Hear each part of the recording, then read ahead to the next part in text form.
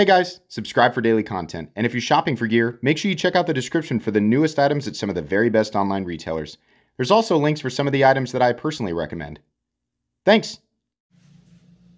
What's going on YouTube? Metal Complex here, and today I've got another interesting knife review / knife overview to share with you guys. This is the Lionsteel Myto, at least I assume I am pronouncing that correctly. Thanks so much to the gentleman who sent this in. I really appreciate that. This will be going back to that person, of course, once I'm done with it. This is a knife that's available in many forms. Micarta, carbon fiber, full titanium. I will link it right down in the description so that you guys can check it out if you want to. Thanks so much to my generous patrons who are supporting me. There's a link for Patreon right down below as well. And please make sure to follow me on Instagram at metal_complex. Let's go ahead and get a measurement of this guy. Overall length of the Lionsteel Myto coming in at... it's actually smaller than I thought it would be. That's interesting. 7.6 inches overall if you count the little thing on the back, which there's another version of it that's a glass breaker. I've got it here. I'll talk about it here in a sec. I guess you could call this 7.75 inches. Blade length, about 3 1/4. Cutting edge, about 3 1/8. Let's just do a couple of size comparisons here real quick up against the Ontario Rat Model 1 and the Ontario Rat Model 2. So you can see here, while this is roughly a full-size knife, it's kind of in between, leaning a little bit. Yeah, it's like right in between. How about up against the Spyderco Para 3? It's a bit longer than the Spyderco Para 3.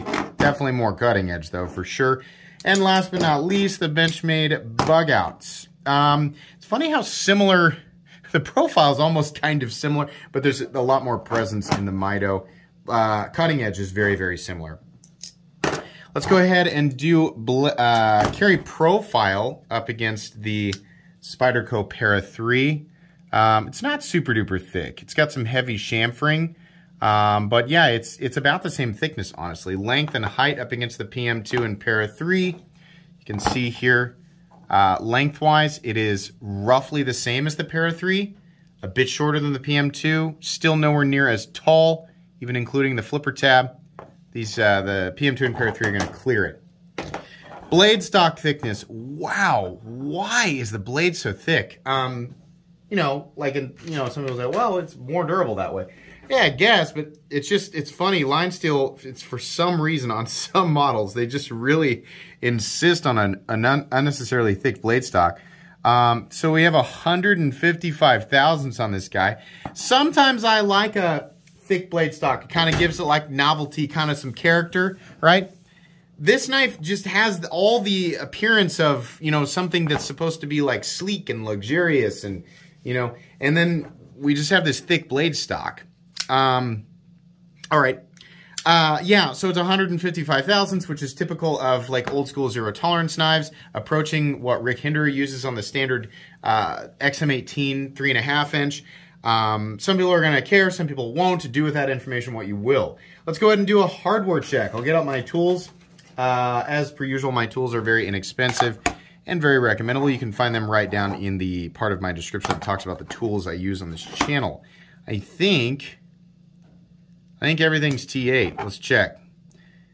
We have a T8 pivot. We have T8 body screws. Yep, and the pocket clip, what's actually holding it on is this thing right here, and it comes with, I'll mention this right now, it actually comes with the tool to take that off.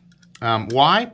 So that you can flip it around, because it, allows for like maximum deep carriage. You can flip it around for left-handed carry, or you can take this thing off and replace it with the other end cap, which is, come on,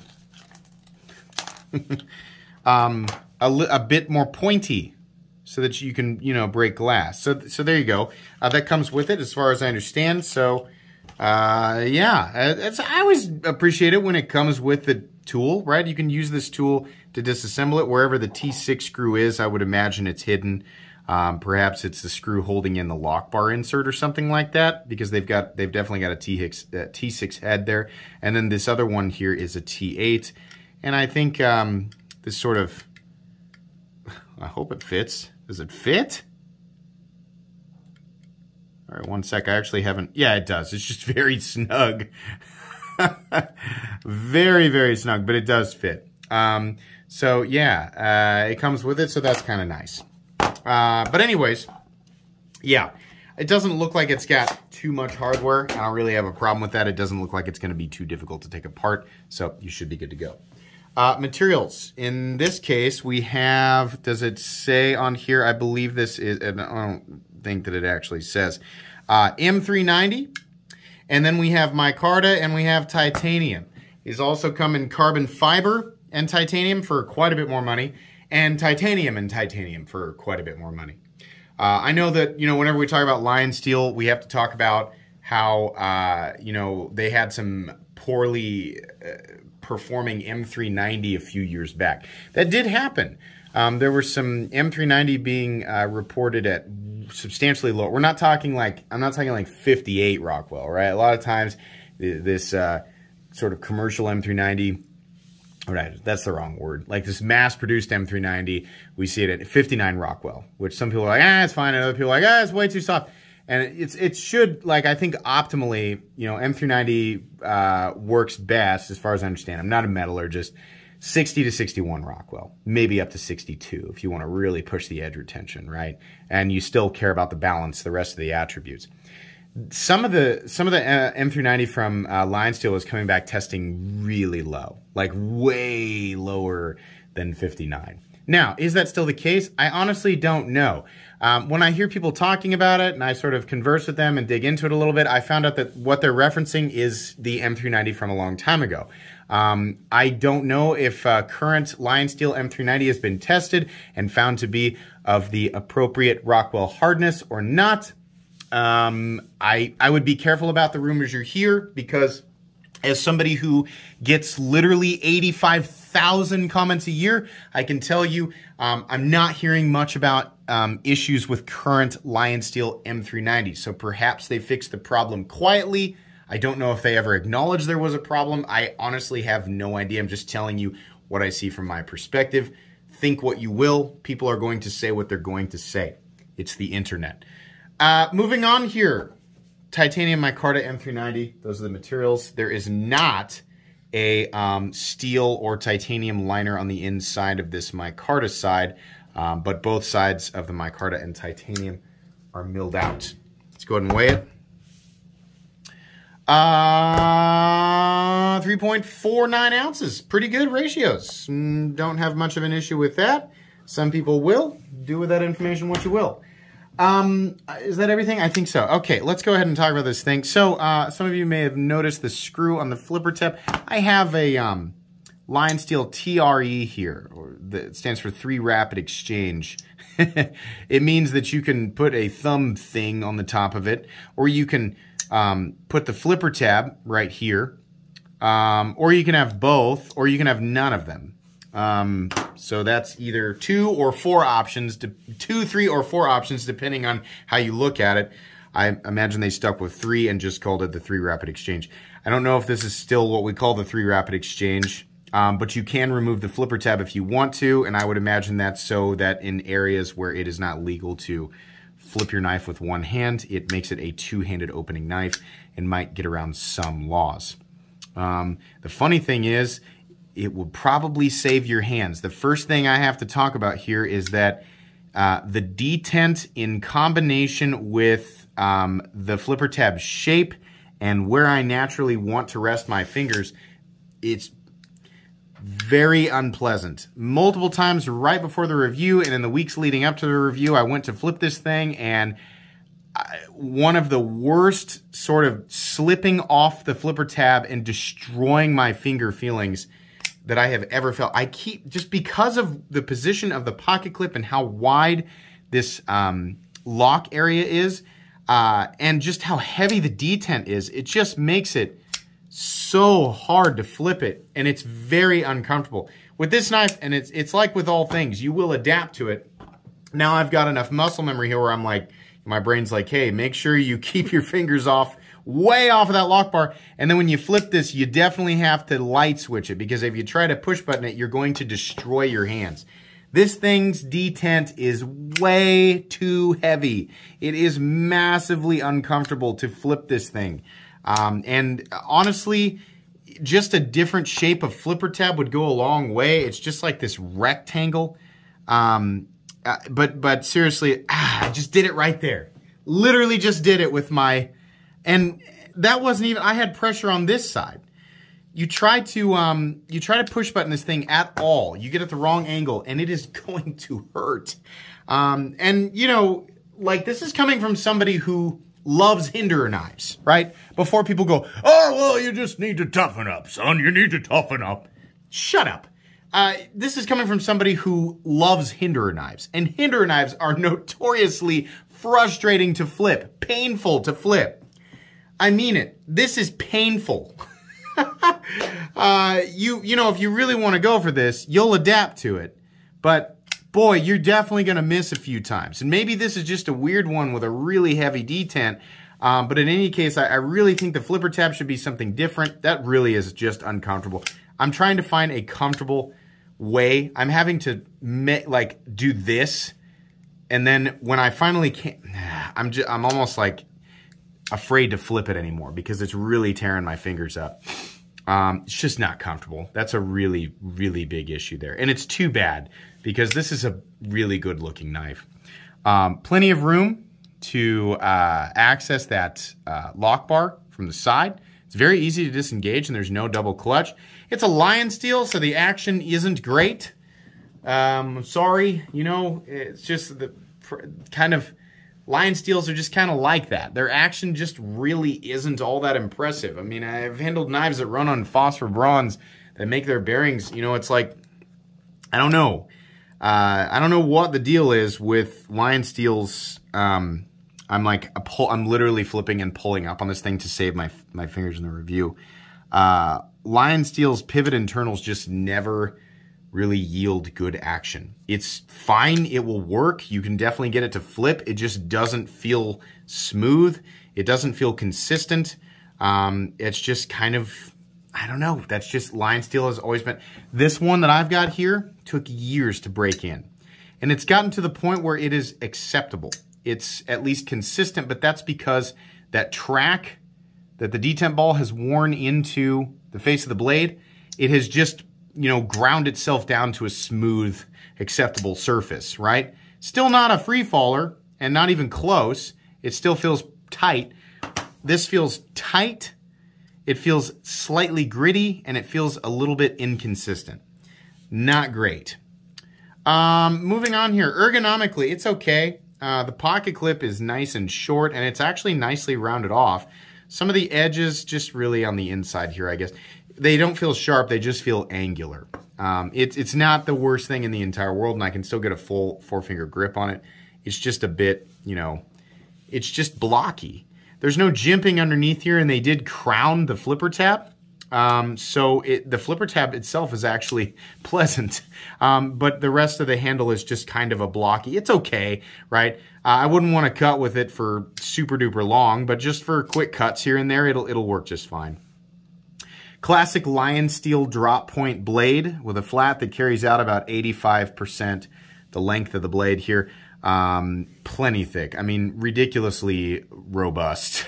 We should not be worrying about toughness at all for this particular, you know, I know M390 is not, you know, in contrast with the other like super steels out there, I know I use that cringy word super steel. M390 is not very tough. I always have people commenting when I say that. They're like, what?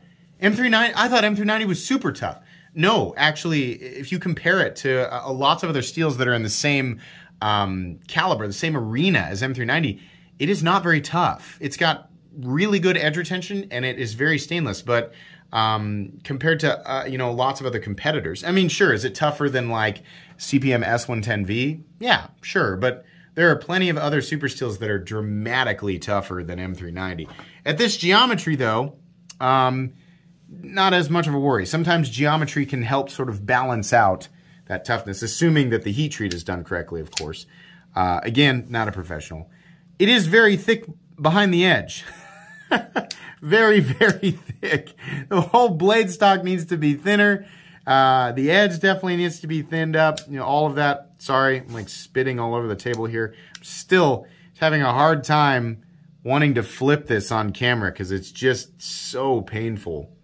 Oh, it does say, it says M390 right there. It says Lionsteel Italy M390, and on the other side, it says Valletta. as is the case, I think, with all or most Lionsteels say Milletta.